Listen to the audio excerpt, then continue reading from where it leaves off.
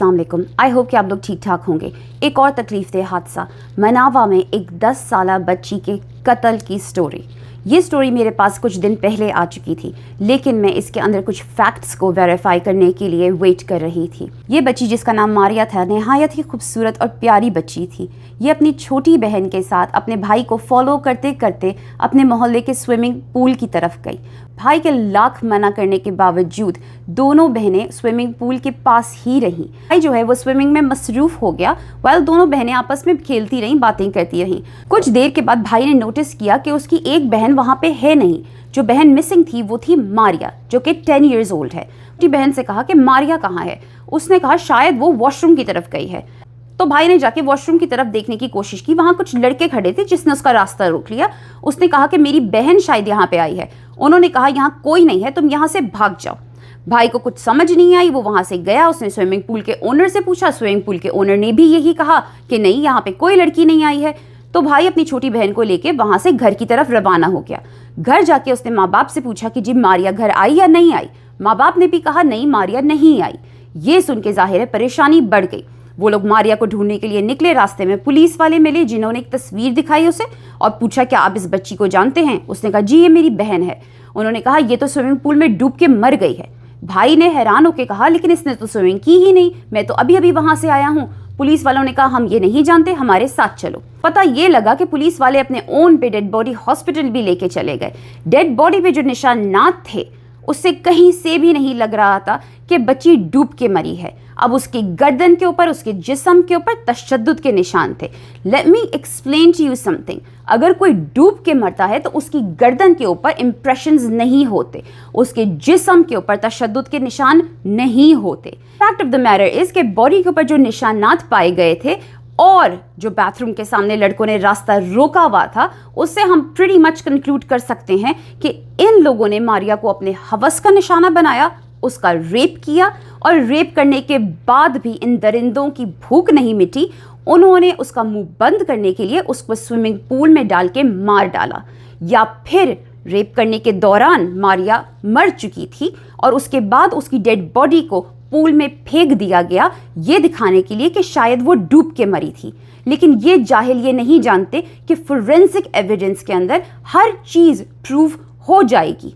ऐसी सिचुएशंस के अंदर मुझे इतनी फ्रस्ट्रेशन फील होती है कि हमारे पाकिस्तान की पुलिस जो है वो एक नाकाम सिस्टम चला रही है।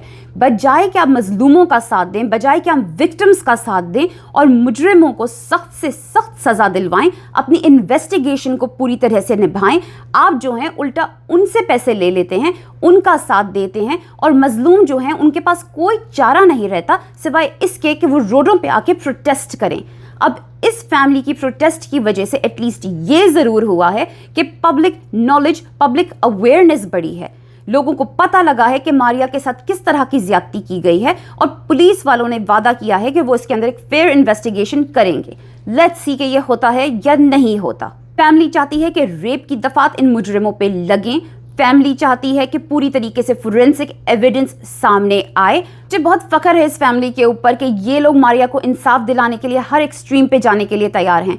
ये लोग इन मुजरिमों को सज़ा दिलाने के लिए हर एक्सट्रीम पे तैयार हैं, क्योंकि मारिया इंसाफ डिज़र्व करती है। वो एक 10 साला बच्ची थी जिसके आगे उसकी पूरी ज़िंदगी पड़ी हुई थी और इन जालिमों ने उससे उस ज़िंदगी का हक छीन लिया है। तो इनको भी कोई हक नहीं है आज़ाद फिरने का, इनको भी कोई हक नहीं है ज़िंदगी का।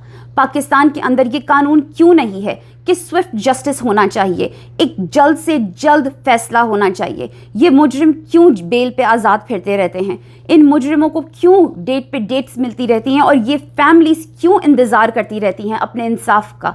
मुझे इस चीज़ का जवाब कौन देगा? पाकिस्तान की आवाम को इस चीज़ का जवाब कौन देगा? इन विक्टिम्स की फैमिली को इस चीज़ का जवाब कौन देगा? मुल्क किस तरफ जा रहा है जहाँ पे औरतों की इज्जतें महफूज नहीं है, जहाँ पे छोटे बच्चे महफूज नहीं हैं। आप मेंटालिटी देखें लोगों की, आप जहनियत देखें लोगों की, कितनी ज़्यादा घटिया सोच है लोगों की। और वो क्यों है? क्योंकि इन लोगों को लगता है कि कानून बेकार है। इन लोगों को लगता है ये पैसा खिलाएंगे और बच जाएंगे। अव्वल तो इन लोगों को लगता है ये पकड़े ही नहीं जाएंगे, पकड़े जाएंगे तो इन्हें लगता है कि इनकी बैक बड़ी स्ट्रांग है, पीछे से ये किसी ना किसी ऐसे गुंडे को, डाकू को या पॉलिटिशियन को जानते हैं जो इन्हें बचा लेंगे। یا پھر یہ لوگ اتنے زیادہ بولڈ ہیں, اتنے زیادہ کانفیڈنٹ ہیں کہ یہ کام تو یہ کرتے ہی رہتے ہیں, سالوں سے کر رہے ہیں, بچے جا رہے ہیں تو ابھی بھی بچ جائیں گے. میں ان لوگوں سے بات کر رہی ہوں جو یونیفارمز پہنتے ہیں, جو پولیس والے ہیں, جن کی ذمہ داری ہے ان جگہوں کو پروٹیکٹ کرنے کی جہاں پر یہ حادثے ہوئے ہیں. کیا آپ لوگوں کو شرم نہیں آتی کہ آپ لوگوں کے وہاں پہ ہوتے ہوئے آپ لوگوں کے علاقے کے اندر اس قسم کا حادثہ ہوا؟ حادثہ تو چلو ہو گیا, لیکن آپ لوگوں نے اس کے اوپر کیا ایکشن لیا؟ آپ لوگوں نے کیا کیا اس کے بارے میں؟ جواب دے آپ ہیں.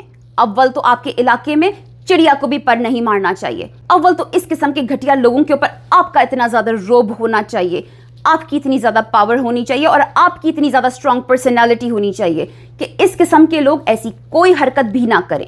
اور اگر کسی نے غلطی سے بھی آپ کے علاقے کے اندر اس قسم کی کوئی حرکت کر دی تو اس کو آپ کا خوف پہلے ہونا چاہیے کہ یہ آئیو صاحب تو ہمیں پکڑ کے ٹانگ دیں گے, جسٹس سسٹم اور عدالتیں تو ہمیں بعد میں پکڑیں گی, لیکن آئیو صاحب ہمیں جو چھتر لگائیں گے پہلے, اس سے ہم کیسے بچیں گے. یہ والا روب آپ کا ہونا چاہیے.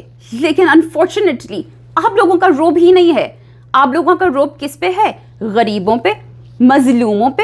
آپ لوگوں کے بیوی بچے, آپ کے بہن بھائی آپ لوگوں سے سوال نہیں کرتے کہ آپ کے علاقے میں ایسا کیوں ہوا؟ اس جسٹس سسٹم سے اور قانون کے ان رکھوالوں سے میری ایک درخواست ہے کہ ماریا کے گھر والوں کے ساتھ اور ماریا کے ساتھ جلد از جلد انصاف کیا جائے. ان مجرموں کو سخت سے سخت سزا دی جائے, پبلکلی سزا دی جائے اور فوری سزا دی جائے, تاکہ آنے والے دنوں میں اگر کوئی اور اس طرح کی گندی اور گھنونی حرکت کرنے کا سوچتا بھی ہے تو وہ 10 بار سوچے اور کبھی بھی ایسی کوئی حرکت نہ کرے.